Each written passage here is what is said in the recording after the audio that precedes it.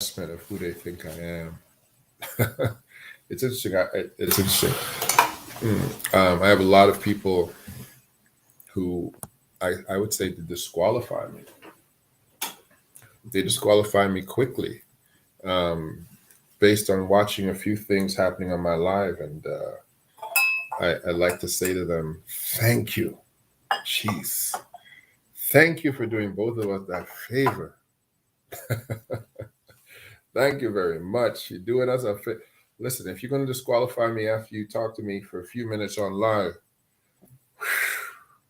you too close-minded for me, baby. I need you to sprint out of my situation. I do. I need you to sprint because tonight we're going to have that conversation about middle-age goal. Hey, YouTube, how you doing? Alexa, resume music. A middle-age goal. No, Alexa, play Real Spiel playlist. That's what you need to play. How you doing, Lady Cross? Good to see you, Tracy Thomas. All these folks coming in. You know what? Don't just come in by yourself. Tell somebody that you're here. Tell somebody that you're here. Invite somebody in. Say, I'm here talking to this crazy man. This crazy man's about to say some stuff. He always says stuff crazy, but you still come back. It's okay. You still watch. You might not watch the actual show, but you watch the replay. Well, come in and say hello to me, and we're gonna have the conversation. Alexa, I thank you very much. Stop the music. Alexa, stop the music. I had to give YouTube a little taste. Give you a little taste, you know. I always give YouTube a little taste of, although I sometimes come in late. Ladies and gentlemen, boys and girls, if you're here, this is too big a conversation for you. You don't need to be here. We're talking to the about the middle-aged gold rush. And hello, Yvonne. Thank you very much. Yvonne's trying to wake me up. People are like, hey, you're supposed to be on an hour ago. The middle-aged gold rush. And the middle-aged gold rush is, in my estimation, in my opinion, these are my opinions. And my opinions, although I think they come with a lot of experience, like they come with a lot of sometimes statistics. They come with a lot of emphasis on things I believe are very factual, but they are still my opinion. And if you don't like my opinion, they're free. They are free. Okay? So we're coming here to have a conversation today about the middle-aged man. Okay? And tomorrow, if I feel like talking about you middle-aged women, I might talk about something else. Because I had a different topic tonight to really. My topic, my subtopic, which I might find my way into tonight, was this: that if you hate men, you are an individual with mental illness. I think I'll make that my topic for tomorrow. But if you hate men, you have mental illness. You have a personality disorder. You have psychosis. And I'll talk about it. Actually, I'll talk about that tomorrow. If you hate men, and we'll segue into the middle-aged woman, although that's not just her, but she's definitely running. She's running in front in the man-hating department. We'll talk about y'all tomorrow. If you hate men, you got a mental illness, got some kind of psychosis, definitely a personality disorder. We'll define it tomorrow. I'm telling you, if you hate men, that's not normal. That's not a normal thing to just hate men. We'll talk about you tomorrow. But today we're talking about middle-aged goal, and the question was asked, what age is considered middle-aged? I will say 40 and up, although 40 is really not middle-aged, but for the sake of argument, we'll say 40 plus. I do think we're going to say they hate men out of frustration, Heavenly Opal. But you could be frustrated. I'm frustrated when my car breaks down, but I don't hate cars, you know. So, you know, there's a big gap between frustration and I hate men and saying things and doing things that act like you hate men. But the age that we're going to discuss tonight are the 40 plusers, but really 40 plus is for man is not really the middle age. And I'll say this, and I'll say it like this and start like this. I didn't grow up till I was 40 years old. I wasn't an adult, truly an adult man, until I was 40 years old. And I would say that at 40, I just got my white belt at being a man. Motivational Miller, how you doing? A lot of you young men running around there under 40 years old, even, and I'll say really under 45, they're just getting into their real maturity. They have just arrived at the place of maturity. And I'll break down why very specifically and then go from there. So I wasn't a grown man until I was 40. And just to give you some context, if you think that I was sheltered, I was not. I lived on my own probably since I was 17 years old. I had my first job at the age of 12. I was aware of my masculine side at the age of 10, and the potency of what it was to be a man at the age of 10, at 16-year-old girls looking at me like I was able to do something, which I could not do at 10 years old. But at 12, I was working. I had two paper routes. I had money in my pocket. I looked at my mother and said, you don't have to buy me nothing. At 12. And I had money in my pocket for a 12-year-old. I had a couple $100s in my pocket from my paper route and from going out there and getting new people. So from 12, I started to work. And I probably worked every day of my life to this moment, other than university, which was summers and whatnot. But I worked. I had to work. And so 12 years old, working, 12 years old, I was 6'2", 185 pounds, 12 years old, 6'2", 185 pounds. And I could fight like I could fight like you wouldn't believe. I could fight anybody. I fight grown men, 6'2", 185 pounds. My son, Kanan, the boxer, he's similar to that. That's probably what he weighs right now. And he's an adult, right? So, and then essentially I met a girl when I was 17 years old, and she was my girlfriend for just over a year. I got a basketball scholarship at 18. I went to university in the States at 18 years of age, and I came back in Christmas time after turning 19, and I married that girl. I was married at 19. Had my degree at 22, had my first child at 22. At 23, I was employed as a police officer and had a child. So this, I'm all this time, this is a child. This is still a child. This is still a man child, but he's a man child. He went from 6'2" at 12 years old to 6'7", 2¼ okay, at 18. Big, strong, strapped, intelligent child, still a child, married as a child.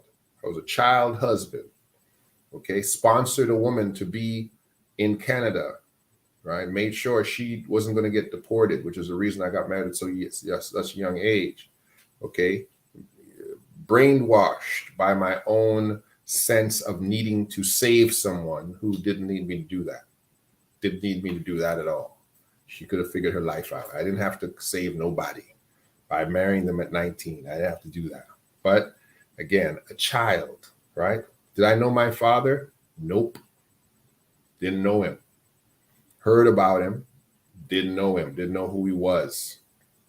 Okay. At 23 years of age, I got a gun on my hip. I got the authority of a nation behind me to go out there and do what the heck I wanted to do at 23 years of age. Okay. You in this country were saying he's going to be out there protecting us.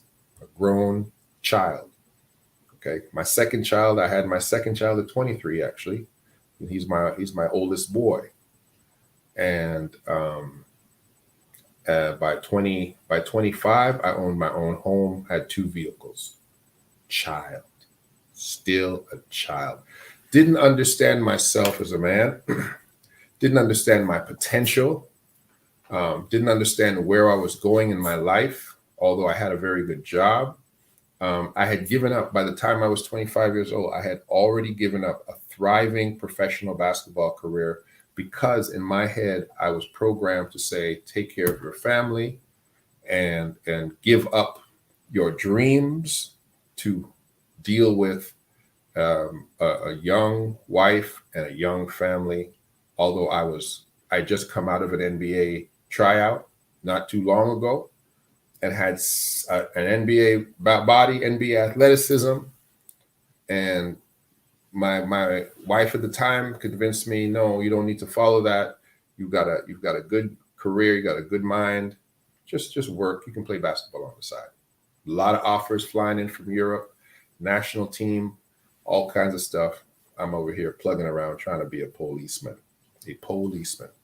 when I should have been really traveling Europe, figuring myself out, raising two children, homeowner, being a member of the public service, and being an individual that represents a nation and a country and a city as a policeman. Now, so by the time I get to 40 years old, after living like that, by the time I get to 40 years old, you would think, oh, shoot, boy, by the time you're 40, you're an old man. I had a lot of experience. I've seen a lot of stuff, okay? I've seen a whole lot of things in my life by the time I got over there. I ran for politics. I did all kinds of stuff by the time I'm 40 years old. I had lost a marriage, lost a home, lost a family, and was a few years into a new family by the time I was 40 years old. And I'll tell you right now, after I met my dad was about 26 when I met him. Went through some personal crises, and after like spending time just investigating my father, investigating what he was as a man. He was also a policeman. Okay, he was the head of the police in my native country of Trinidad and Tobago. But at 40 years old, it was an awakening moment, realizing, man, I didn't know anything what I was doing before that. I had no clue of what I was doing. But I had amassed a treasure chest of information. I could sit somebody down who was 22, 23, 24, 25, 26, and I could tell them, listen, man, let me tell you how to do this thing with your life. I'm college educated. I've worked in the public sector, bro. I've been married for a while, twice. I've seen some stuff, bro. I got some children. I can tell you some things, young man, young woman. I could tell you some stuff. 40 was the time that became the facts, that became true. And still, I would say, at 40 years of age, I still didn't understand one of the most dangerous things for a man not to understand in his life. Going through everything I was going through, I still didn't understand women at 40 years of age. I didn't understand women because I was learning me. It took me 40 years just to learn me. I didn't have time for a double degree. I didn't have time to get a minor in understanding women. I was young, I was strong, I was attractive, I had money in my bank account, I had a name in the public, but I didn't take the time out to say, let me investigate what it means to be really a man who has a woman depending on me, who has a wife in his life. I didn't know what that was. My thought process was simply, I'm attractive. I decided to marry her. I'm taking care of her. You know, she should be very happy with that, and she should just sit her behind down and love it. And really, that was all basically what my manhood told me about being a husband. Listen, you got a house, right? You got my money in your bank account too, right? Okay, well, what you arguing about? What you arguing about? You got me, baby. You should be fine. And so young men think of themselves as a gift to women. As a gift to women. Their very presence, their thought process is, hey, you should be just happy to be here. I'm an eligible bachelor. I'm an eligible man. A lot of women like me. You should like me too, because you're mine. You can call me mine. So when I became 40 years of age, I realized that sentiment might not be the right sentiment to take me through the rest of my life. But I wasn't convinced, but I was like, maybe I should adjust some things. And I'm telling you, I'm not special. A lot of men under 40 have not discovered whom they truly are. And if they haven't discovered that, they probably haven't discovered how to be a good mate, right? They haven't discovered that either. Thank you very much, Tracy Thomas. Full of wisdom, but not enough wisdom for me. I could give everybody else advice, but what I saw in the mirror didn't look back at me and say, hey, you need to still develop some things too, bro. You need some things yourself. I was a very knowledgeable man in scripture. I was a very knowledgeable man in church history. I could tell you a lot of stuff. I looked at the world. I saw the world. I could tell you a lot of stuff about the world, but I really couldn't tell you a lot of stuff about me. And I couldn't tell you how, I couldn't tell me how to be successful in a relationship. I couldn't tell myself that. You were a scary 12-year-old. My daughter messaged me and said to me that her 10-year-old, she says, oh, daddy, my friend's brother said that you look scary. She goes, not scary in a bad way, but scary in a bad way and a good way. I said, hey, my whole life I've been looking at people have been saying that, right? It's what you pick up. It's what you take on. Being a young man growing up in urban and metropolitan housing in the ghetto, they would call it someplace, you had to take on a certain swag warfare. What's going on, Gabriel? I had friends like this young man's father, and we raised ourselves for the most part. I remember this too. My mother had me as a teenager. She was a teenager dealing with a child. She was a child raising a child and begetting another child who raised children and got married too early and had children. Oh, this is a cycle. But as a man, I thought I would just pick it up and run with it, right? My young nephew here, his father was the same way. We raised ourselves. We worked hard, right? He was the first man I knew driving a car. At 19, he's driving a car all over the place. Man would even take me all the way home. He didn't have enough gas. He'd take me halfway and say, bro, you got to walk from here. So we had our masculine troop of guys raising themselves up as young men trying to be successful here in the West. And so at 40 years old, a lot of us woke up and said, yeah, I know a lot about the world, but I don't know a lot about how me as a man could be better in respect to relationships. Because I tell you right now, that was never a priority. It was never a priority saying, I've got to develop myself so I can be a great spouse to a woman. That was not a priority. It's like, I'm a great man by myself, and therefore you being with me, you're with a great man. But there's a difference between being a great man and a great husband. There's a difference between being a great man and a great partner. There's a great difference. And I'm saying to you, middle-aged men, we know that the best. And my generation of the middle-aged man, and I'm of a certain vintage at this stage of my life. I'm at a very good vintage. If I was whiskey, I'd be very expensive. If I was cognac, most of y'all couldn't afford to drink me. You know what I'm saying? So I have a lot in my bag now. And the only thing that saves me right now is that God has blessed me to make sure my full hairline is still here, Make sure that somehow from here to my ankle, it still looks like the 25-year-old version of me, right? Except the knees. The knees look like heck. Okay. But the rest of me still looks like the young guy, right? He's a little bit stronger than the young version of me. He ain't as fast, but he's definitely stronger than him, right? He's a little denser in how he's put together too, a little bit, because sometimes, I was up and down when I was young. I was, trying to do professional man things.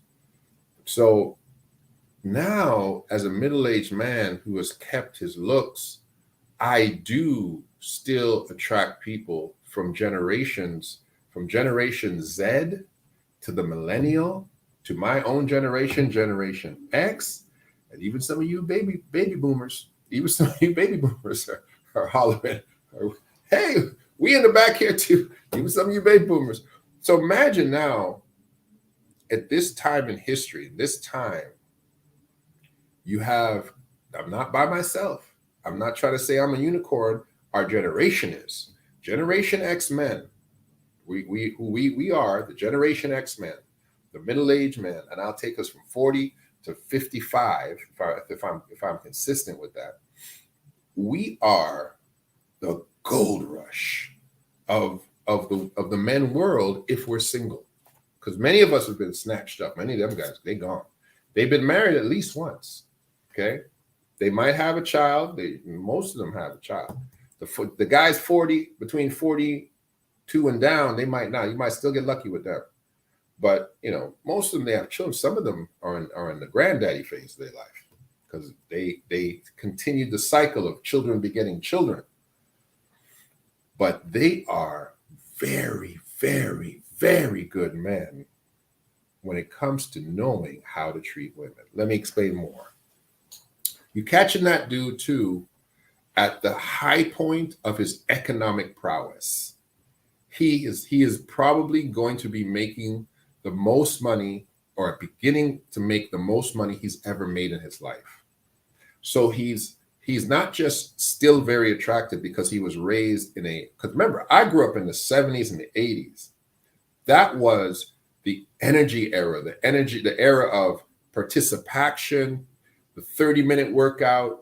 We were very gym sensitive. All these gyms were opening up, Super Fitness, Gold Gym, all these online, sorry, not online, because it wasn't online at the time, on television workout regimes began.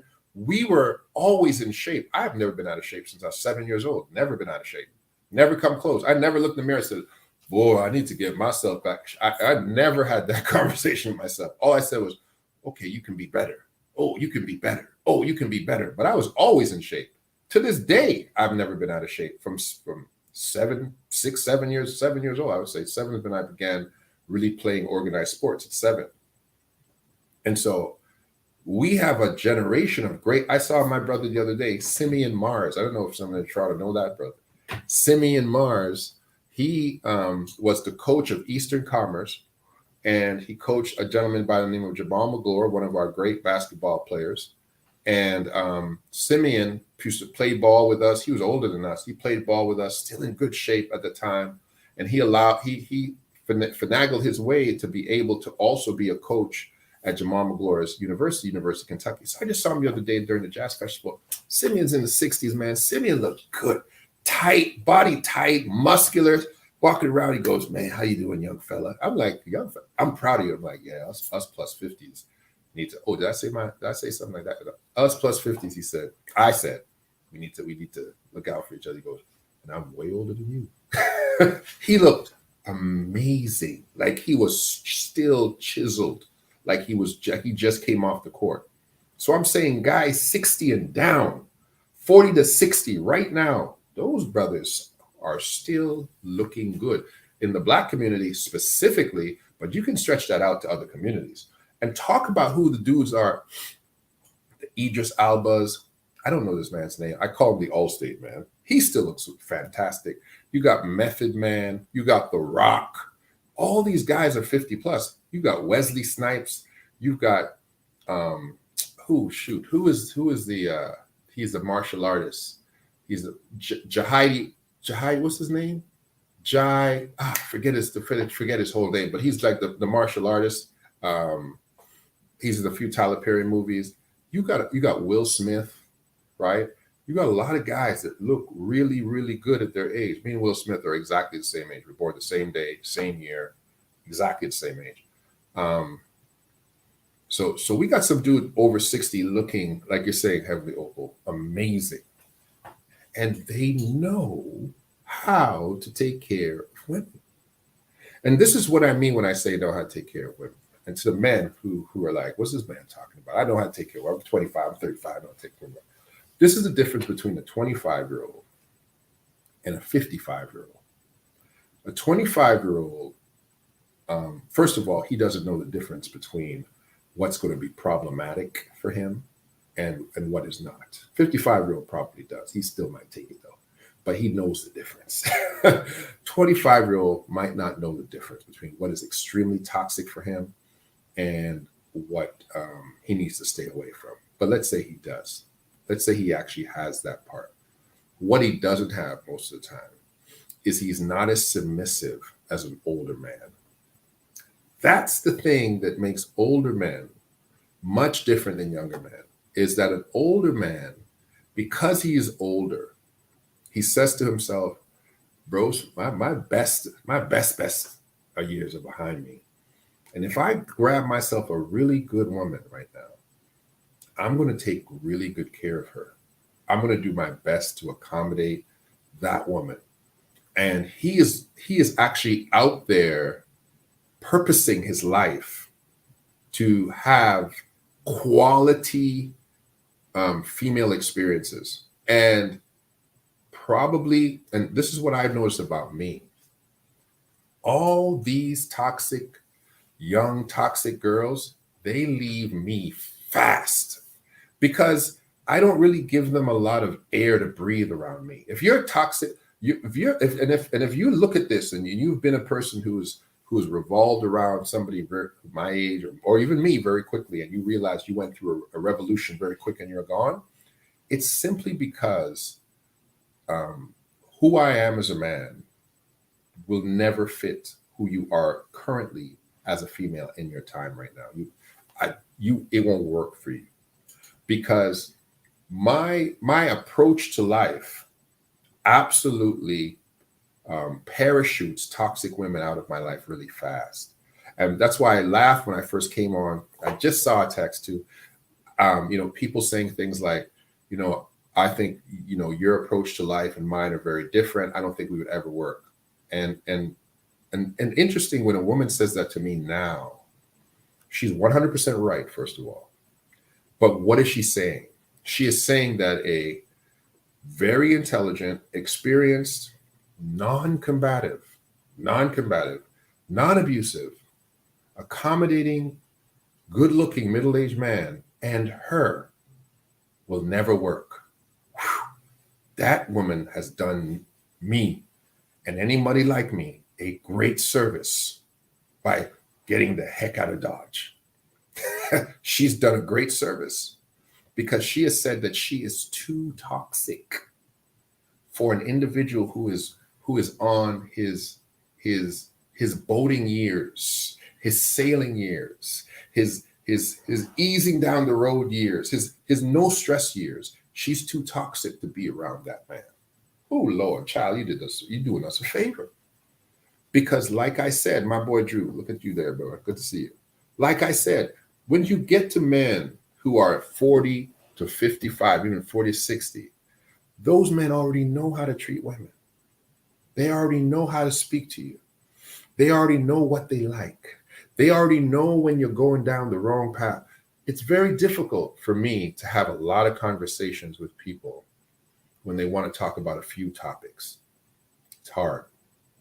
If you want to talk about religion with me as a woman, and you have all these misconceptions about religious points of view, a difficult conversation when talking to me, because you're talking to a man with a treasure chest of information. Economics, you have a hard time talking to me when you're absolutely wrong, running out left field. Finance, how to raise a family the right way and the wrong way. When you want to run head over, you want to run out there and experiment. That's cool. Experimentation is for the young.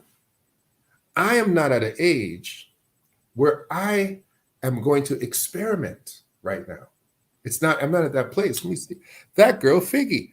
Long time, Figgy. It's good to see you up here. My goodness, this is a good friend of mine from time. At 23, when I married a 46-year-old, he said, I got a big heart. Oh, that's nice. That girl, Figgy. Figgy, I've been actually looking for you. I want to do some events in Toronto with you.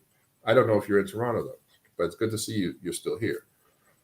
So, as I was saying, when you get to this age, when you get to this level, folks, I'm past the experimental phase. So I can't have a conversation with somebody who is legitimately sincere, but experientially naive and wanting to launch her life into a direction that I already know that boat won't sink. I already know that boat going to sink. That ideological boat's going to sink. That spiritual boat's going to sink. That emotional boat's going to sink. That worldview boat's going to sink. That boat's going to sink. So this is what they would say to a person like me. They would say, well, you're a little close-minded. And they're right. I am. I'm very close-minded to stuff that I know is going to sink. I don't have the time to take that 3-hour tour with you, Gilligan, because I know we're going to end up at Gilligan's Island for a few years. I can't be on Gilligan's Island right now. I can't do that to myself, right? I can't do that to myself. And I'm doing you a disservice. Let me use a silly example, because I talk about these things all the time. But a young girl who says things to me like, hey, let's go out there and, buy bottles and enjoy our life and do this and live this kind of frivolous kind of lifestyle. I'll look at her and say, sweetheart, we can do that sometimes. That's no problem. You want to do that? We can do that maybe once a quarter. Because I'm not trying to blow a stack of money on living recklessly for a few years. I've already done that. I'll say to you, you sure you want to do that? Because, we can put some money away and we can get ourselves a little cottage. We can go up there and we have a little boat up there. And, summertime, you invite your friends up. We can put some money away and put some money down in this little condo over here. We can live over here and then have that little condo. You sure you want to do it? Well, you sure? We can go to Italy. We can take a little trip to Italy together and we can have a good time checking out all the, because I'm not trying to be experimental and just be wasteful. I'm your tour guide. I'm your mature tour guide through life. Figgy, you're back in Canada living in Niagara Falls. Okay. You don't do events anymore, but yeah, you'd love to hear your ideas. No, Figgy, connect with me if you're on Insta at Del K Brereton, DELLK BRERETON, and we will have this conversation because I know that YouTube, we can't really go back and forth exchanging there, but get me on Insta and then I'll give you my new information and we'll definitely be in contact. Figgy was one of the best promoters back in the early 2000s, mid 2000s. She had a spot called Joe Mama's with live entertainment. Oh gosh, I was looking for that vibe again because I was looking for some musicians to do another event recently, the single soiree, and I was seeing if I could find you. So now that you're back in the mix, we could do that. So let me go further. Why is it a gold rush? The middle-aged gold rush, as I described it, is because a lot of those men too have now gone through a couple of marriages and they're back in the field, single. Some of them have been extremely hurt by relationships that broke up. And a man that let me tell you something about a man that was extremely hurt. When I reactivate my IG account, I will definitely follow you. Oh, amazing. Thank you. Good to see you. And I look forward to that conversation. A man who's been extremely hurt in his middle age self is extremely sensitive to two things, ladies. Two things, right? And some of it, this doesn't work well for middle-aged men with this generation, especially when they're dealing with the millennials. And for some reason, Generation Z still wants to date men almost twice their age, but we ain't gonna throw you back. But I'm just saying, when these middle-aged men who've come out of relationships and they're hurt, they do two things. They overcompensate. So you will find that they are very accommodating. They overcompensate. They're not trying to break up again. They're not trying to lose another one, right? So they're in their head. Some of them could be a little jaded too, but that's usually the first phase. That's when they're not ready to go out there because they're still jaded. They're still angry. They're still mad at their ex. They're still venting. They're not ready at that time. They're still processing to be ready. But once they get to the phase where they're ready, they actually overcompensate. And overcompensate for Generation Z, especially, is sometimes to overcommunicate. You guys don't like communication. You guys don't like communication. So I had to set rules for myself because I realized that it was setting people off. My capacity to communicate in a way that they're not used to, overcompensating middle-aged men overcompensate by over-communicating So I set parameters for myself and said, listen, I'm gonna text you 3 times in a row without a reply. Without a reply, that's it. I'm gonna wait. I'll wait a day, right? Because a lot of times, Generation Z, sometimes that means that woman don't want to talk to you, but sometimes it means they're also juggling a whole lot of men. But sometimes it means they just are bad communicators. Bad communicators.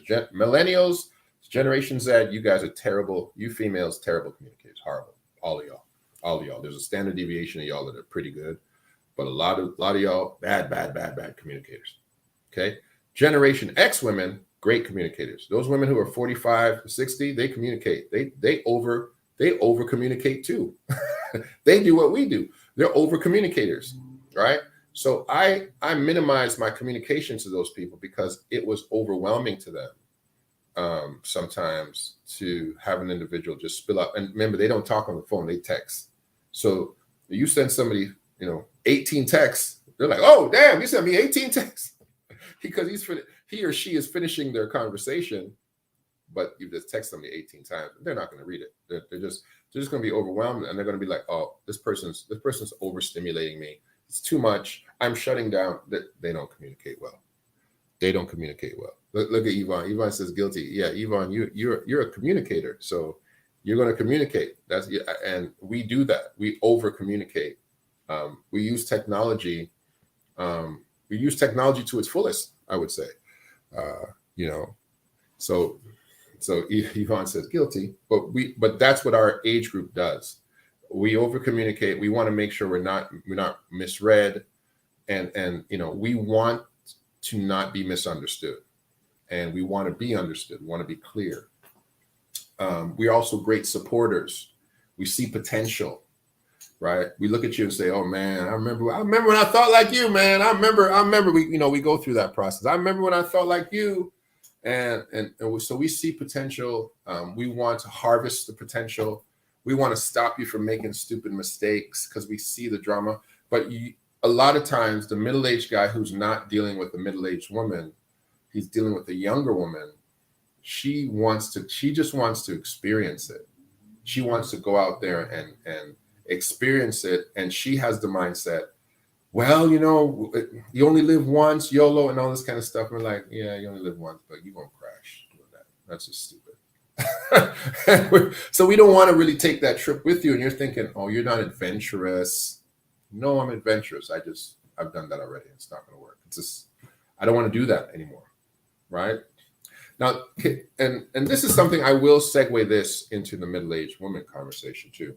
I think middle-aged women, for the most part, everything I've said about middle-aged men, I think they're there too. I think a lot of middle-aged women know what they want. Some of y'all. I don't think all of the times you're able to get what you want, but I think you know what you want. And I think there's a big difference. The middle-aged man versus the middle-aged woman, I think the middle-aged man who represents my demographic, the guys who are still looking good, still in shape, single, progressive, grounded men, I think they get what they want more than they don't get what they want in the areas of dating, in the areas of pursuing females actively. I think middle-aged women do not get what you want for the most part. The men that you are pursuing who are in your age group aren't necessarily always pursuing you. The younger men might be, but they're pursuing you as a fetish, not as necessarily all the time a relationship. And sometimes you're not interested in them because you see that they're too immature for you. And so you guys don't always get what you want. You might know what you want, but you might not get what you want in that area. Whereas middle-aged men, again, Idris just got married, right? Idris got what he wanted.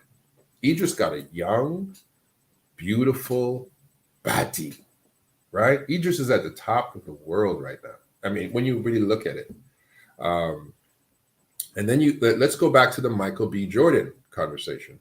Michael B. Jordan, and I don't know how old he is exactly. I have a sneaking suspicion that he's approaching the 40-year-old age.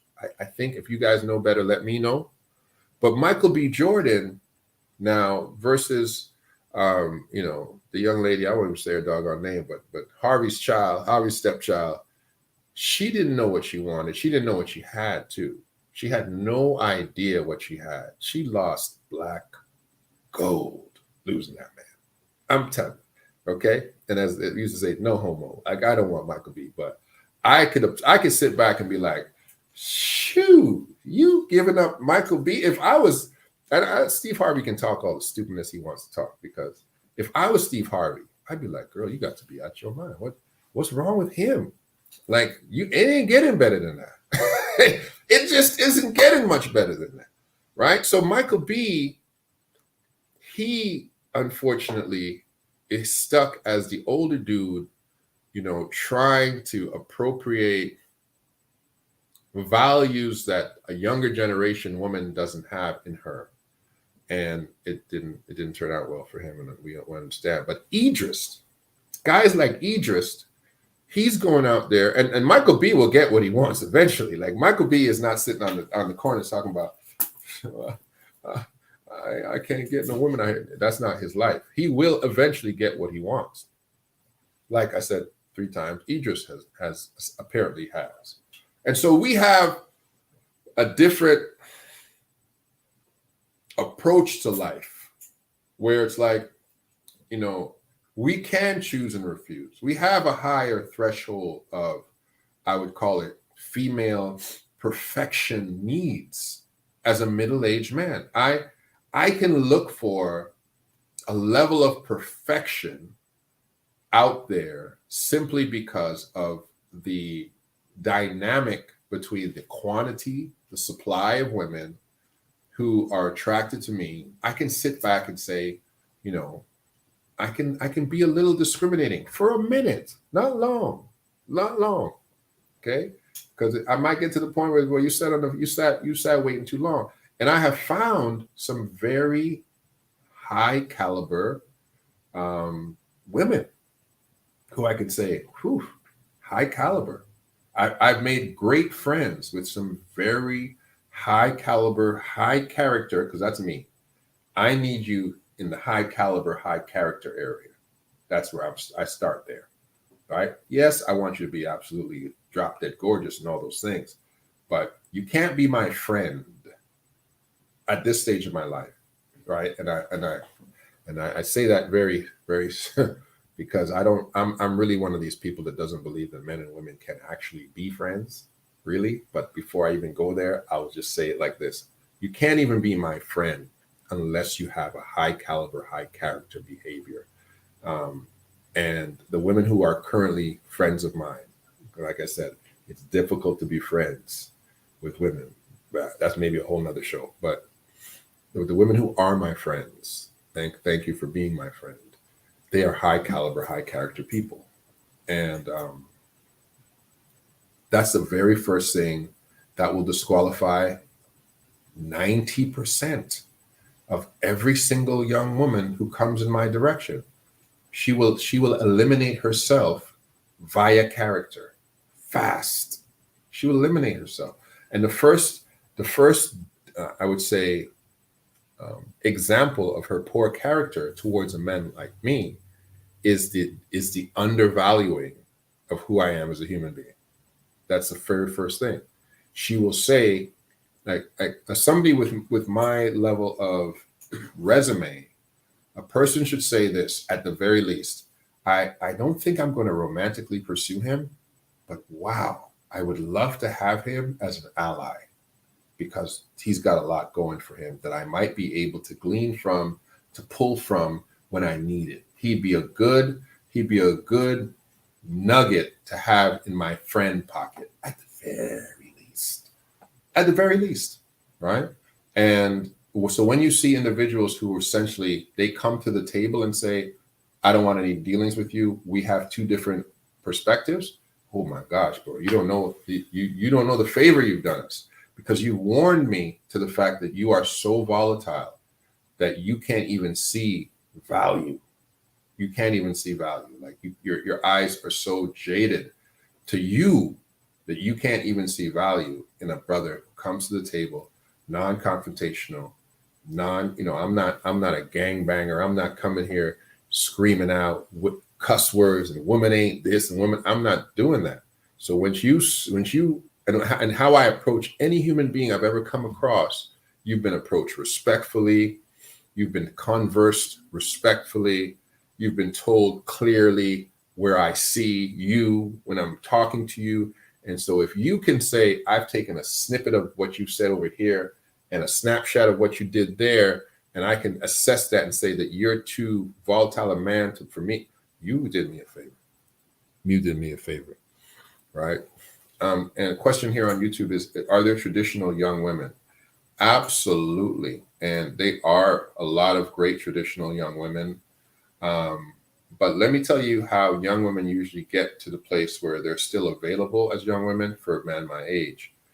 They've gone through a metamorphosis, finding themselves towards tradition, whereas younger traditional women are scooped up pretty quickly, because they're looking for things that they should be simply looking for, and many times they're not going to find it in young men, but they're going to give those young guys the benefit of the doubt. And there's such great caliber women when they're younger, and they're traditional from the get-go, that many times they don't stay around, they don't hang around, available for a gentleman my age, unless you have the women who have actually been through some hell and they've come out the other side of it, and now they're traditional. So they're basically recycled and improved, and so they might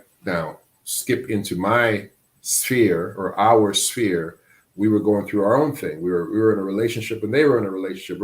When they were going through their hell, we were not available, and now somehow those two things meet up. Figgy says, would you be open to having a call-in on this live stream? I'd like to tap in on this subject respectively. I would love to have a call-in, because the IG is supposed to be a call-in. I don't know if we can call in on Instagram. On YouTube. If there is a call-in button on YouTube, because I'm using StreamYard, please do. Instagram is the place where they're supposed to be call-ins. And if women want to call in here, I would accommodate that all day long, because that's exactly what I wanted to do. Accommodate that all day long. Men and women. And I was going to say this too. So what is one of the major reasons?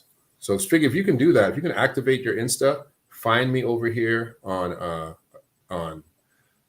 Del K. Brereton, call in. I'd love to hear your perspective. What is the reason that a lot of women, middle-aged women and down, are still single?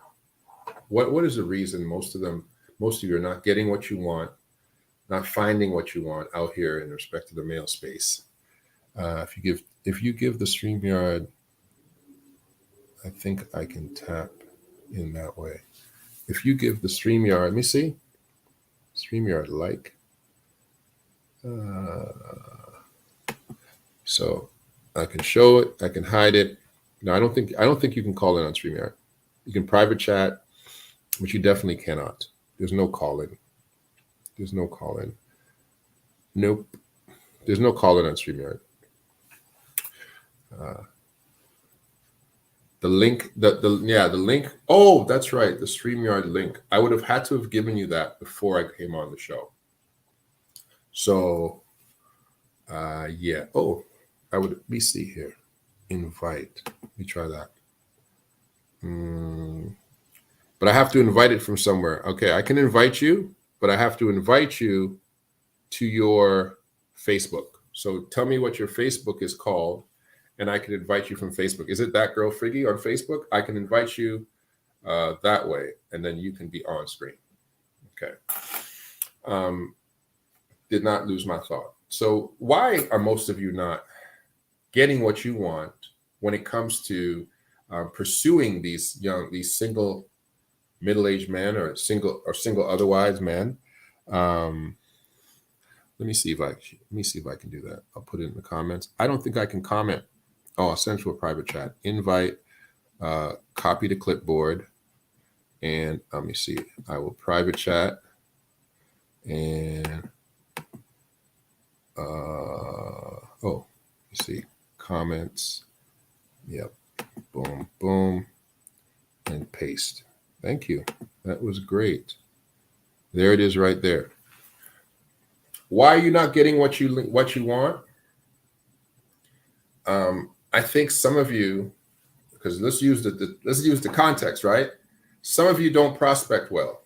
We're talking about gold, black gold. You're bad prospectors because the very first part of digging for gold is you're digging in dirt. It's work. It's taking the time to say, I'm going to prospect this dude out. A lot of us, again, we get in the game out of a bad relationship. You got to give us time to chill out. We get in the game, sometimes, oh, look at all these things happening here. I'll see you come into the studio, Figgy, and I'll be able to get you in. We'll look what's happening here with this man. This man is fresh in the game. He's out here looking all over the place. Some of you need to learn how to become better prospectors when it comes to actually activating a man who is somebody that you're seeking out. You got to figure out, what does he need, right? Some of the reasons that I have such good friends is that women have done that. They said, I see that you're in a little bit of a bind out here. Oh, there's Figgy. Can you hear me? I can. You're in now. You're in the screen right now. How are you? Very good. You're dark, but you're in there. Yeah, I don't want to go on camera. I just put coconut oil in my hair. It's all tied up in a bun. I don't feel like displaying myself. She got coconut oil in her hair, folks. She don't want to go on camera. But I think you guys can hear on Instagram. Let me finish this last thought. Absolutely. Please continue. I won't. I want to listen. I want you to jump in too. But I was saying that, did you leave? Oh, she left. She jumped out. You got to jump yourself back in, Figgy, and I'll add you back. There you are. There you go. Yes, go ahead. So I was saying that essentially what I have experienced is that there have been a demographic of women who are very good prospectors. They come to the table saying, nice guy, be really nice to get to know this guy. How can I be a resource to him in respect to a listening ear, helping him achieve something that he needs to achieve in his life? How can I become a companion / good support structure for him? And because at my age, I'm looking more for a pillar, something that will support the structure of what I'm trying to build, then I'm looking for something that is essentially just painting, just something on the surface. And so if you have identified that this demographic of men are the gold rush of this generation, we're looking for women who are builders, who are women who are sitting there saying, hey, I see what you're doing. And maybe if you did it this way, maybe I could help you. Maybe we should try this project. That will get you further than simply the normal, I would say, you're doing it all wrong type of thing. Yeah, or just looking for a sexual or a partner who's just somebody who's just saying, I'm trying to be cute. I'm trying to be his cute side. I'm trying to be the person in his life who's that cutie. Why don't you be the person in his life who's actually a resource? But Figgy, what's up? Nothing. I'm so interested. I love what you're saying. This is so awesome and also needed, especially missed because of, the passing of Kevin Samuels. It very much reminds me of that, but a lot more peaceful. Much more peaceful than Kev. Not as aggressive. I still got a knife in my back pocket for folks who act out, but I don't come at them first. He's still going to break out the hood when it needs, when it's necessary. The hood is still active. He's just a twitch away. I hear you. But yeah, continue your thought. No, we can speak another time about, catch up, but continue your thought, and I just chime in whenever I feel like I have a question, but I'm just here to listen for now. No problem. And I was gonna say to you, I was gonna ask you this question to kind of, what is your mindset when you say, and you sit back and people do this, men and women, they Mm. fantasize about that next person in their life. And I don't know if you have somebody or not, but did you, or are you saying in your head, I'm looking for a man 40 plus? Is that man too old? No, absolutely. Absolutely, yes. And and why would you look for a brother why do you want a gray beard? Why is a gray beard more? Well, because I'm there as well, Mhm. right? Also, women do mature faster. Well, Right. at least in my case, for They sure. do. They do. And like, even though I'm a very youthful, spirited person, and I think I'll always be that way, and I find that definitely the younger guys can most definitely keep up more. That's easier than finding an older gentleman or someone my age who can keep up. That's a little more difficult. But with my youthfulness, in is what I'm saying. Right. Um, I do find, like, in these days, everyone all across the board, the mind is messy. Mhm. Okay, so but the with the younger guys, like, they also have the immaturity, or I don't even want to say immaturity, because, like, I think a lot of to be honest, most of the guys that I've met that are younger guys always chase me. Those are the ones that are at me. Right. But I find them to be more mature, actually. But me personally, I just feel I have a natural mothering nature about me, and I it's like I become their mom, and I don't like that. I want to be like a woman at the end of the day, not Right. anyone's mother. So that's my reason for wanting. I like older men, to be honest with you. I think too, I've said this before, that the way to really take care of a man is to mother him a little bit. And Insta, we're going to lose you guys in 16 minutes. We're going to come back in part two.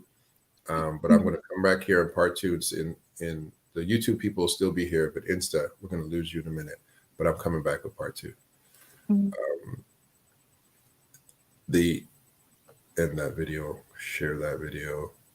Yeah, but the way I think to deal with any man is to be part mom, and this is why I say it, because the first experience that men get with our with femininity is through our mothers. And every man resonates to a woman who has a caregiver mindset when it comes to him. Uh, Mm. and so there's nothing wrong in my opinion being a little bit mommy. I know you ladies don't want to be all mommy, Mm. For but sure. to make a man basically sit down and be like, yo, this is the girl who's supposed to be in my life because this girl looks out for me proper, is the girl who says, listen, um, young man or old man or whoever, babe, you need to behave yourself. You need to do this. You need to get your teeth done. You need to do.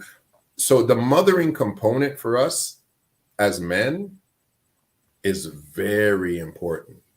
I Yeah. definitely want a woman who has a mothering aspect to how she deals with me. I don't want her to always be my mom, but Right. but that's one of the first aspects of femininity. I talked yesterday about pure Mm. femininity. Pure femininity are women who can balance between being, if they're younger, they can approach you like your young daughter would approach you, asking you for stuff. If they're older, they can approach you like your mom, and then they can approach you like your woman. Those Right. three components of femininity are the femininity that most men resonate with and the most men have experienced. And to them, it's sexy and Mhm. it's a clear message that, oh, she needs me. She's reaching out to me. She wants to take care of me. She wants to be with me. And Right. so that's big. I think that's big. I told ladies a few months ago, I said, if you want that man you want him to be yours and not just belong to the streets, mother him. Definitely, and I agree with you. But on a female's end, for me personally, it's one thing to be motherly to a grown, mature man, Right. who's, also nurturing, Right. protective, but then to a young man who's like, you end up feeling like their mother. Yes, you're trying to fix their life. They don't have. You're trying to fix all the dumb things they're doing in their life, Right. It as makes opposed me to living life with them. right, and it makes me then feel old, and it makes me feel unfeminine. To be honest with you, I feel more feminine, nurturing and mothering, or that kind of nature with a man my age or older, because I don't know. For me, it just plays on my psyche with a Right. younger guy. It's just different, I think. Yeah. Yeah. I mean, when a guy sits in his living room, and you're like me, a Caribbean man, and you have a woman that says, "Oh, I'm gonna make you something to eat," and she goes into this kitchen and she's throwing down stuff that reminds you of when your mom did it, Yeah, reminds you of like your aunties, and yeah, she's doing that kind of stuff. it's For beautiful. it's beautiful, and for Yeah, men, it triggers something on the inside of us that makes us see her not simply as just this woman that they want to get with, but they're like, "Oh wow, she looks like home now. She right, seems right, like home now." And right. I don't think that is different for a middle-aged man or a younger young boy. But to your point, you do need that young cat to simply be on his life game. Yeah, yeah, exactly, exactly. And this is why I say middle-aged men are the gold rush of this generation, because the life game part is already, for the most part, done. Although Right. people are getting new careers Yeah. at older ages, Hmm. but they have amassed a certain amount of stability that makes women who come into their life feel comfortable. Exactly.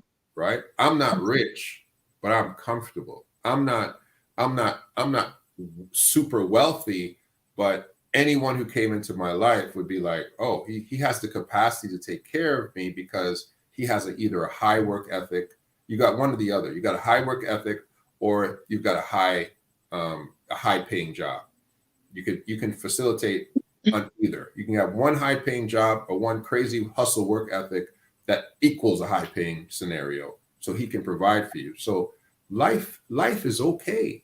And so, like a man like myself, for example, because I'm on the work ethic side of life, where I've got to go out there and hustle for more hours than I wish, right? With two careers, I balance two careers to allow me to live the life I'd like to live. I I need the mama, but I have to pay for her. So Miss Hyacinth, 70-year-old evangelist, she is I met her through a flyer in my doorway, and she comes over here and she puts my house together. Right. When Yeah. Miss Hyacinth put my house together, and this is what I'm saying to some of y'all, Miss Hyacinth makes me think, oh boy, I don't need no woman out here. Right. By the time I come home, she's gone. Yeah. House is clean. Food is on. Food is in the fridge. Everything is. My life is organized. I'm like, oh my goodness. The only other person in my life who could answer all those things is Alexa. Yeah. All your needs are met. All my needs are met. So go ahead. I also think another thing to factor in is whether the man, regardless whether he's younger or middle aged, has children. Because Yeah. like me personally, I won't date anyone who doesn't have children, because I do feel I can sense like there's a switch that happened. And this goes for women and men. Like there's a switch in the brain, like where you become a lot less selfish of a thinker. You just think differently. Like a chemical is released of some sort. I would say that even if he's a younger guy with children, I'd be more likely to date that and not feel so, just because he has a different mentality. Well, for the most part, you know what I mean? That's usually how it works. So, like, even if it's an older gentleman, a middle-aged man, I won't date him if he doesn't have children. I won't waste my time because I know his mind is different. It's shaped differently, his thoughts. I've said this so many times. I think I said it yesterday. On the show yesterday. The female, I said yesterday, the female that has taught me to be the best man has been my 10-year-old daughter. Because a girl dad is a different dude than a guy with no kids. I'm not saying a gentleman who only has sons is less, but definitely girl dads. We learn how to accommodate pure femininity and to protect it, to provide for it, to slow our masculine aggressiveness down, to take the edge off, and to be able to deal with that feminine purity by really dealing with our young daughters. And she has taught me more about being a man, I think, than any other female in my life. Because even the other kids look and say, wow, when Jericho says it, he does it. And it's like, well, how come you do it for her? It's because of how she says it. It's because of how she approaches me. And she doesn't just come to the table wanting things. She maintains the relationship. How are you, Dad? How are you feeling? Do you want me to get you something? She's a caregiver. And so it's like, I can't say no to this little girl. And a woman who learns that, because you said it, if the man has children, his emotional energy is completely different. Completely different. Yeah. He doesn't want to fight with you. He doesn't want to overpower you. He wants to, and this word might sound like a simp talking, but he wants to serve you.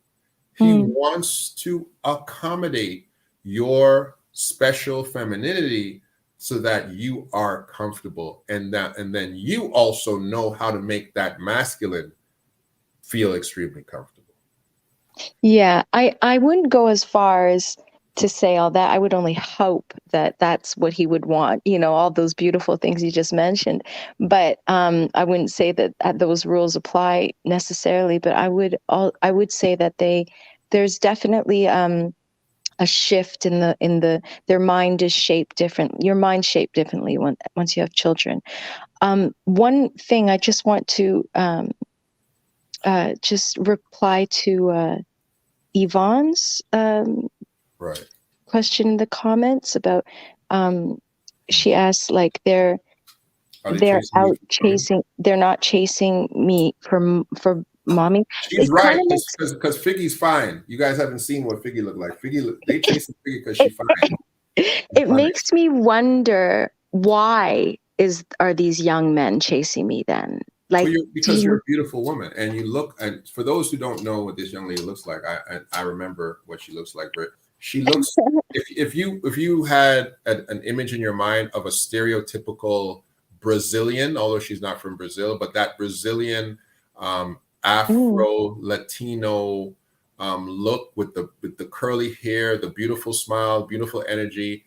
She looks like the it girl. And these guys are chasing the it girl, and the it girl doesn't get old. The it girl remains the it girl. She remains the it girl for a while. So men younger than her, older than her, they're chasing that look, that type, and that level of energy that she brings to the table. So that's what Yvonne saw without seeing it, I suppose. Right. Your picture is there too. Yeah, your picture is actually in your YouTube. And yeah, and she and Yvonne, yeah, they are definitely coming for. I think at the end of the day, everyone's trying to exchange energy, right? But I just find the younger ones, just especially if they don't have any children, their minds are like, are they going to contribute to the energy, to building energy? Or are they here to take the energy, or you know what I mean? I just wonder sometimes. I understand. They don't know. They don't know. That's perfect. That's the perfect way. So they just don't know the difference. It's not that they're intending to steal energy or whatever it is. They just don't. They don't know. They don't know because, like I said, a younger man is more predatory in his acquisition of a woman. He wants her. He's going to pursue her in a more predatory way where Mm. an older man, he's like a young lion, or an old lion. Mm. There's an Aesop's fable about this, and we got how many minutes we got? We got a few minutes before I'm gonna get off at 10:30, the latest. But an Aesop fable goes like this: there was a fox who came to a cave, and inside he hears the singing of an old lion, and the fox said, "Hello, good morning, Mr. Lion." And the Mm. lion, as he's singing, he stops and he says, "Mr. Fox, come in here and spend some time with me. I'm having a great time." And he's Mhm. singing, the lion's singing. The fox is like, "Wow, this lion's actually out here singing." And the fox looks at the meadow, looks at the cave, and says, "Mr. Lion, this would be a wonderful place to come and to live with you, but I don't think I'm going to come." And the lion, he said, he in a jovial voice says, "Mr. Fox, why would you not want to come in and enjoy this meadow and enjoy this cave and enjoy this scenery and spend time with you?" And the fox says this. He says, "Mr. Lion, because when I have looked at the tracks that lead to the cave, I see that a lot of tracks go in, but I see no tracks coming out." The old lions know how to hunt different. They Right, let the prey come to them. right, The right, young right, lions are running around chasing prey. right, The old lions know how to sing you into the cave, baby. right, right. So yeah, they're coming to you, and a lot of times they may be sapping energy. A lot of times, they don't know what to do. A lot of young boys too, they appropriate their masculinity by things they see around them. So Mm. I go to some places. I see these young kids. They're buying thousands of dollars. This was a couple of shows ago. $1,000 of bottles. They got Mm. girls inviting them to their booth. They're surrounded by women because they're buying bottles. They're giving away free drinks. These young ladies are sitting on the backs of chairs, rubbing their shoulders, making them feel like kings. But the second the lights go on, those girls are running outside to catch an Uber to go home. They gone, boy. They don't have no time. I saw these bunch of young fellas. I saw their bill. I asked the guy. I said, "What is their bill?" He goes, "Bro, those guys spent $7,000 in bottles. Gosh. 7,000, right?" Well, And I had a show the other day telling them what to send that 7. But I saw those dudes outside. The girls sitting in their booth had some of the most beautiful girls I've ever seen. All those girls as a group went home together. Those guys are begging them, "Come with us to the after party." "No, we're okay. mm, We're fine. We're going."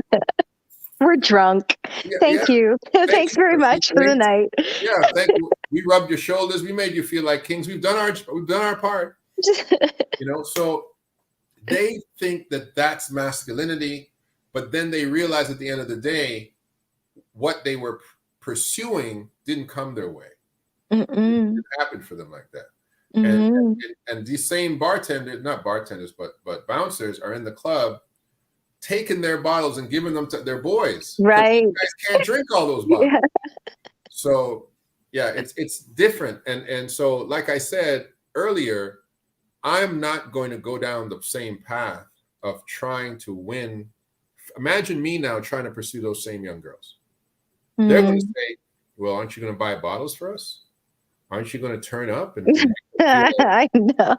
I'll rub your shoulders for a while?" And I'll say, "No, babe, I don't need to spend a couple $1,000s to make you spend time with me. That's ridiculous." Frivolous. They'll be like, "What? You don't know how to I guess you don't know. I guess you don't know what it's going." And that's what they're used to because that's the masculinity of the era. And Right, so if they're looking for that, they have no time for me. right, right. No time for me. They gonna make no time for me. I might spend the same money, but again, I'm taking them to. Let's go to France. Right? Let's go to the Caribbean. Let's go to Mexico. I'm not Right, going to spend that money in 2 hours in a nightclub drinking it and then give it and pouring half of it out on the street. No, we ain't gonna do that. right, right. And plus, if I get you in Mexico, you can't run home. Where you going, bro? That flight don't leave for a week. You better just Just hang out, girl. Just go over there and hang out. Go by the pool. All right, I see you. Biggie, I'm getting off of this thing, man. But go wait, ahead. I have one question. I have one question before you go. Why do you think men are not chasing women these days? Men are not chasing women because we don't have to. We are the prize. There's more of you. There's less of us. We are in the supply and demand scenario. We are what's in demand, and there's no need to chase women. Women want men in their lives, and there's no need to chase. A woman who wants you will chase you, and you can chase her back. She will make herself available. She will tell you her schedule. She will not play games. She will not leave you in the DMs of Instagram boyfriend only. She will give you her phone number. She will come to your home. She will invite you to hers. She will video call with you and have no issue with you seeing her out of her makeup, out of her eyelashes, out of, she will wear the struggle bun and look you in your face and say, "Hey, this is me, baby." Those ladies, they will make themselves available to men. Right. So we don't have to chase them. Right. And the roles have switched up. Women are becoming more like men. They're also getting more of the power positions. They're being offered that. And men are doing that. But do you think that's detrimental to a nature of the nature of man? Because like what we've had for centuries is the nature of the man, like our grandfather, like the way our grandfathers were, and our fathers and our fathers' fathers, like that nature of the lion, like if you look in nature, like the lions and lionesses, they how can I say this without being vulgar? Hold on. They mate. They mate at least 100 times a day. That is a fact. Okay, that lions mate 100 times a day. Okay, so now the lioness knows this is the nature of the lions, is to mate 100 times a day. It's like little quickies, right? But still, the lioness gives off, it still does the like biting back and fighting a little bit, but it's all kind of like just a part of the foreplay. Exactly, right?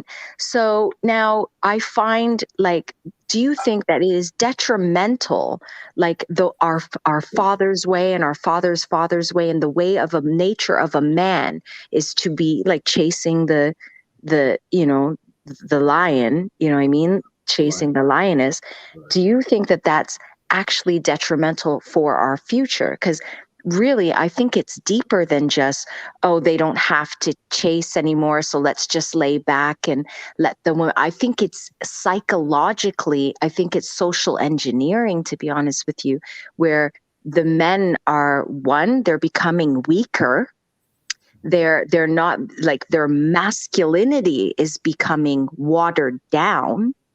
And the women's femininity is also being weakened, and they're becoming more masculine. I think that it's actually not a good thing. I think it's very disturbing. It's a part of social engineering for what's happening right now and men are totally okay with it. They're like, "Oh yeah, we're the prize now." But that's actually a part of the social engineering. The women are getting all the power positions. They're becoming the man. You know what I mean? They're acting like the man. And the worst part is that it's more playing out in the melanated community, the black community, the black male community, where they're being emasculated in the most brilliant psychological way I've ever seen in my life. And they're becoming okay with it. Okay, I'll break it down like this, and I apologize for those who have not seen this show. Have you ever seen The Bridgertons? No, I don't watch TV.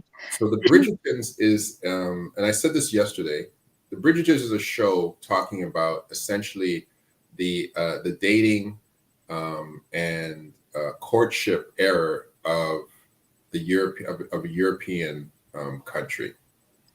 And I said this yesterday on our show that in other cultures, ancient European culture, ancient Eastern culture, ancient Middle Eastern culture, the women were the ones who pursued men this way by having a dowry presented to men who were eligible bachelors. They had their parents would have a conversation and say, my daughter has a dowry of this magnitude. We are interested in you being her husband because, of course, the reputation of your family, who you are as a man. The men in most ancient cultures, now this didn't apply to Israel, this didn't apply to Africa. Africa, it was reversed. The men bought the women with the bride price. But in most ancient cultures, more so than not, the women were pursuing men via a dowry. And if you didn't have a dowry, you could not get married. So this ancient premise has almost resurrected itself now in the West, where the Western woman, who has now been afforded her liberation, she's been given rights, she's been given status, she's been told that she has the equal capacity to earn, to pursue her wealth, to pursue her outlook in life. She is now being told, well, since you have entered into the marketplace, and since you are now able to do what for years you couldn't do in the West, now we see ourselves as individuals who you maybe now should pursue. And we have seen the pushback where women are saying, I don't like men like this. I don't like men to think that I have to be paying all their bills or doing anything. I want a traditional man, but the ship has sailed.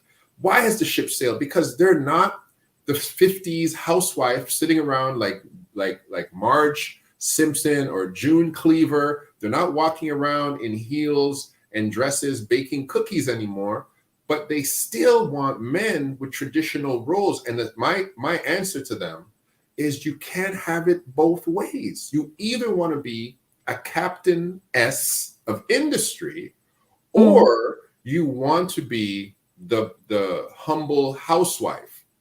If you and I are in the marketplace and women are out educating men in the Black community, they're graduating at higher rates, they are in a position where they're actually more prepared to make higher end jobs.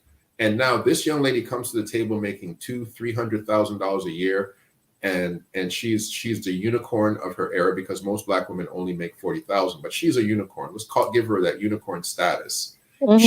She is coming out looking at men who are making $45,000, and she cannot say to the guy who's making $45,000, I need you to pay all the bills, because her life expectation is higher. Her life expectation is more grand than that brother can bring to the table. She has to say, hey, you know what? I make 300, you make 45. I guess I'm carrying more of this weight than you are if I want to live the life that I want to live, because she's still looking for the prize. She's not going to find a lot of men in her dating pool. And so the greater that Black women and women of other ethnicities rise up the economic scale, the more that position that they're sitting in is now not seated by a man, it's seated by them, which is fine. Right. But they have to now say, well, since I'm here, just like I have to pay taxes for this money, I also have to pay the tax of realizing that I probably will not find a man on my level. And therefore, if I am going to go and find myself a brother, he probably won't earn what I earn, and I'll be doing most of the buying. You know, so what do we tell her? Wait for her prince? The prince isn't coming. He's not there. And this is what Kevin said before he died. He said, if you want to share the multi-million dollar guy, fine, go ahead and share him, because there's very few of him to go around. But if you want to find your own guy, if you want to find a guy that's actually available and wants you, you might have to sacrifice the fact that he is not economically on your level, and you might have to be the one who brings your dowry to the table. I think that's what we're coming to. We are losing traditions. So when I say I think that's what we're coming to, I think sharing is what we're coming to. I'm not telling nobody to share. I'm just saying. No, but neither am I. I'm really not into that. But I do believe that tradition is going out the window, obviously. Oh, it's long gone. Yeah, it's long gone. And in every sense of that word. So then, like, I do think that the Walt Disney fall in love and be married for 50 years is gone too. You know, that tradition. I don't think women specifically are being cultured to be married forever. I think women are telling each other, baby, if you're not happy, leave. Baby, you can have it all. You don't need him. You don't need. And so women are being cultured to say, if every single solitary need isn't being met, every single solitary moment, every single solitary day, I have the right to leave. So once you have a generation of male and women who believe that, there's no way marriages can last. There's no, you're culturing people different. What has to happen? In the closing for me on my side, I'll let you close with your last few statements. What has to happen for me is this entire generational experiment, this social experiment has to fail, and fail so miserably that our children look at it and say, whew, yeah, we remember when women used to say that and men used to say this, that didn't work. And they have to be so disgusted by us and our inability to stay in relationships. They have to be so turned off by the fact that daddy dated 20 women, that mommy has 3-4 baby daddies and a whole bunch of dudes in her closet, and her body count's too high. They have to be so turned off by it that they say, hey, guys, let's not do what they did. Let's culture ourselves completely the opposite and make sure that we don't repeat the errors and the generational curses of our parents.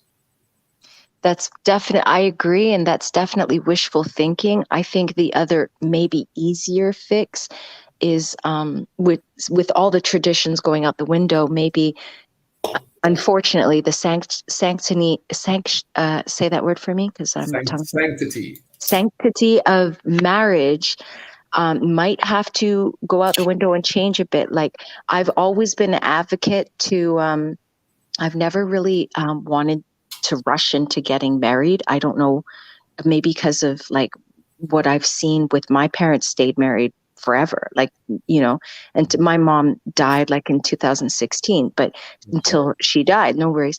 And so, but I never was like, it was like one of those, you know, you stay married because you stay married. They're old school, but they didn't, like, they fell out of love. They didn't even like each other, but they stayed married. So that's what I watched. So I was never in a rush to go get married. Now, I do think that if marriage changed to, like, let's say, a 5-year contract, you stay married for 5 years, and every 5 years you have to renew the contract, but it's like you have to renew it. It's like you either stay together or you go your separate ways. And I think that way people will work harder for their marriage because maybe they get comfortable, or there'd be less, like, you know, animosity. There'd be less, just trying to money grab, you know, or whatever it is. You want to do that show tomorrow? The new marriage concept. I really believe that would honestly solve everything. Let's bring it to the table tomorrow. The new marriage concept. Figgy's bringing that to the table. We'll bring it back to you. Alexa, play the Real Spiel playlist. The new marriage concept tomorrow. That's part 1. Alexa. I don't know that one. This woman don't know how to behave herself sometimes. Alexa, play the Real Spiel playlist. Your playlist, Real Spiel, on Amazon. Okay. Tomorrow, Figgy's coming back. You coming back, Figgy? Yeah, I'll come back. What time? 8 o'clock. Okay, no problem. 8 o'clock tomorrow. The new marriage concept, part 1 and part 2, maybe. Part 2, maybe. If you hate men, do you have a mental illness? Okay, we'll talk about tomorrow. We'll talk about tomorrow. Figgy, love you, man. I'm glad you're back in the mix. Yes, it's good to connect with you. Instagram, YouTube. Thank you very much. Thank you to Figgy who made the show. And we're going to be coming back here tomorrow. It's the real Spiel with Uncle Del, He Will Tell, with our co-host, Figgy. That girl, Figgy. I'll see you tomorrow. Okay. Figgy, add me to Instagram. I'm not on Instagram, but don't worry, I will be here tomorrow on YouTube. Okay. Well, we'll figure out how we're gonna exchange information somehow. Yeah. Are you on Facebook? I'm not even on. Well, you know what? I'll try and get into the messenger and activate the messenger, and we'll talk to each other. I will. I'm just taking a social detox right now. I agree with you 100%. Lady Koss, I see you. Everybody, I see you on Insta. Thank you for coming into part 2. We out. Talk to you guys later. Figgy, I'll see you later, love. Okay, take care. Okay, bye. Sister Yvonne, thanks again.